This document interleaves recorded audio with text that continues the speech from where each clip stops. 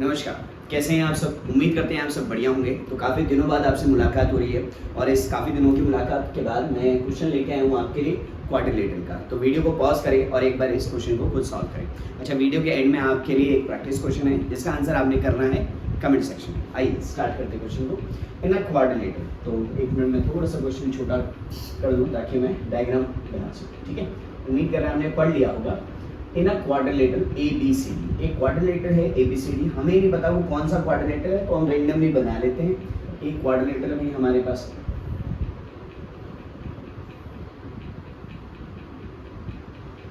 Random बना दिया quadrilateral, हमें ऐसा कोई कंफर्मेशन दे रहा नहीं ये लाइन पैरेलल है ये लाइन इसके पैरेलल है। ठीक है, एक क्वाड्रिलेटरल है हमारे पास ABCD, तो हमने सिंपल से एक क्वाड्रिलेटरल बना दिया जिसका नाम हमने ले लिया ABCD।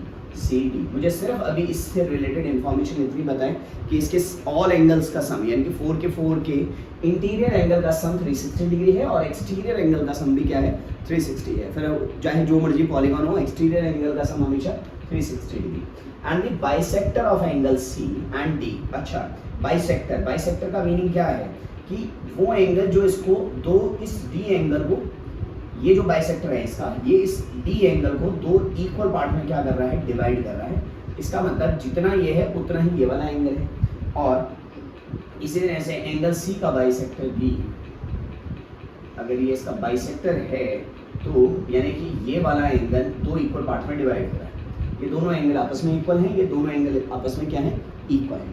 और उसने कहा एट पॉइंट E पॉइंट पर मिले and angle CED is 47 degree. ये वाला एंगल कितने का है, 47 डिग्री का। एंड एंगल A इज, दोनों 47 के, आई थिंक मैंने कुछ गड़बड़ लिख दिया है, ये वाला 57 है, ये वाला 57 डिग्री है और वो वाला 47।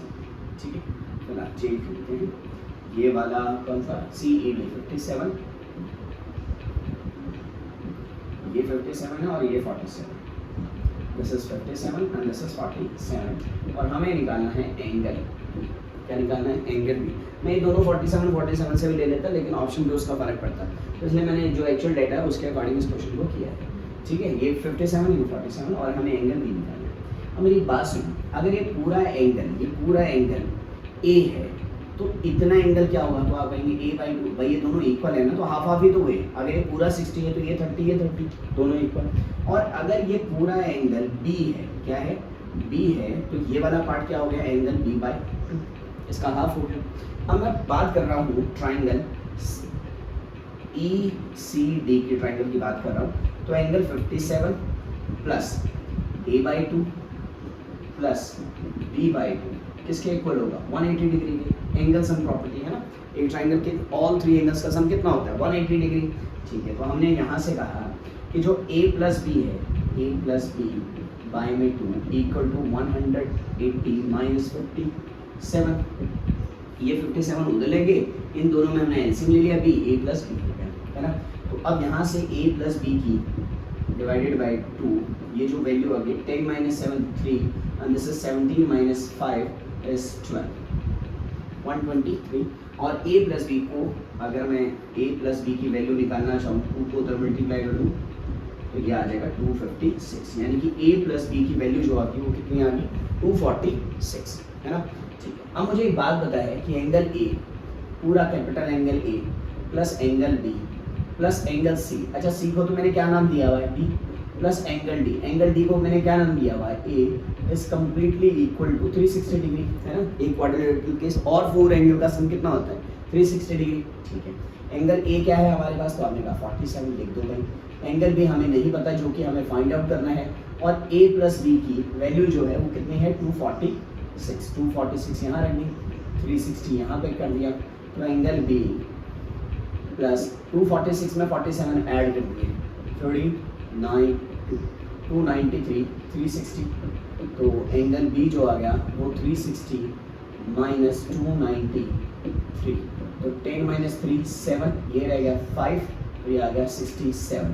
तो एंगल B जो आ गया वो कितना आ गया, 67 डिग्री, यानी कि ऑप्शन नंबर B जो है वो इस क्वेश्चन का करेक्ट आंसर है।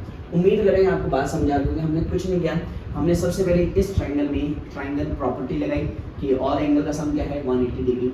यहाँ से मैंने a प्लस बी की वैल्यू निकाल दी, और जब मैं क्वाड्रिलेटरल का सम का यूज़ कर रहा हूँ एंगल सम का, तो वहाँ पर मैंने यहाँ पर a प्लस बी निकाल कर वहाँ पर पुट कर दिया, और a वैल्यू तो हमें दी हुई थी। तो उम्मीद कर रहे हैं और इस तरीके से हमने जो है एंगल b जो फाइंड आउट हमें करना था वो हमने इजीली फाइंड आउट कर दिया। तो उम्मीद कर रहे हैं आपको समझ आ गया है। समझ आ गया है तो आपके लिए प्रैक्टिस क्वेश्चन सेम क्वेश्चन ही है, जिस वैल्यू को क्या कर रहा हूँ मैं चेंज कर रहा हूँ। यहाँ पे मैं लिख रहा हूँ 30 डिग्री, और यहाँ पे मैं लिख रहा हूँ यहाँ पे मैंने लिख दिया मान लीजिए 40 डिग्री। तो अब इसका आंसर आपने मुझे कमेंट सेक्शन में करना है कि क्या आंसर आएगा। उम्मीद कर रहे हैं आपको समझ आ गया है। आज की क्लास में इतना ही, मिलते हैं आपसे नेक्स्ट क्लास में, तब तक के लिए नमस्कार।